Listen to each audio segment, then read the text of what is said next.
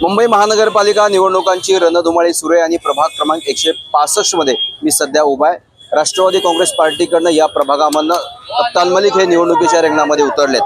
काय सांगाल, मुंबई महानगरपालिकेच्या निवडणुकींची रणधुमाळी सुरू आहे, सर्व उमेदवार प्रचार करतात, तुम्ही देखील या प्रभागामध्ये प्रचार करतायत, कशा प्रकारचा प्रतिसाद मतदाराकडनं तुम्हाला मिळतोय?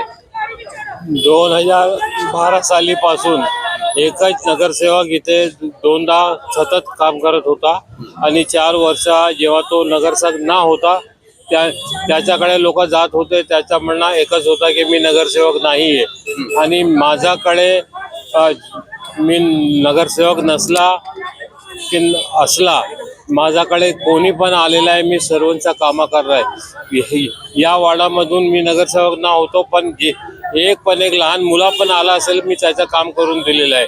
आणि आज त्याची तुम्हाला हे जे लोक माझ्या बरोबर आहे ते सर्व स्थानिक आहे आणि लोकांमध्ये एक वेगळा वातावरण निर्माण झालेला आहे की काम करणारा माणूस आमच्यामध्ये आलेला आहे आणि सर्व जनता माझ्यासोबत जुळली आहे। कुठले मुद्दे या प्रभागामध्ये तुम्हाला जाणवतात, जे मुद्दे घेऊन तुम्ही मतदारामध्ये जाताय?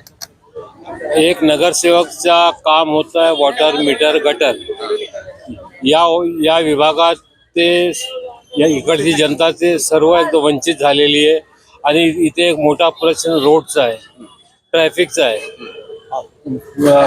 टोटली बघायला गेला तर संपूर्ण वाडामध्ये हर 4 कदमवर कुठला ना कुठला प्रश्न आहे आणि ते प्रश्न कसा सोडवायचा कप्तान मलिकला जाणीव आहे आणि जनताला माझ्यावर विश्वास आहे की मी त्यांचे प्रश्न सोडवू देणार आहे, म्हणून आज जनता माझ्यासोबत आहे। तुमच्यासोबत जनता आहे, तुम्ही प्रश्न सोडवता असं म्हणताय, परंतु इथे स्थानिक जे नगरसेवक आहेत, काँग्रेसचे नगरसेवक 2 टर्म आहेत, त्याच व भारतीय जनता पार्टी देखील तुमच्या समोर निवडणुकीच्या रिंगणामध्ये उतरले, या सगळ्यांचा सामना कसं करणार?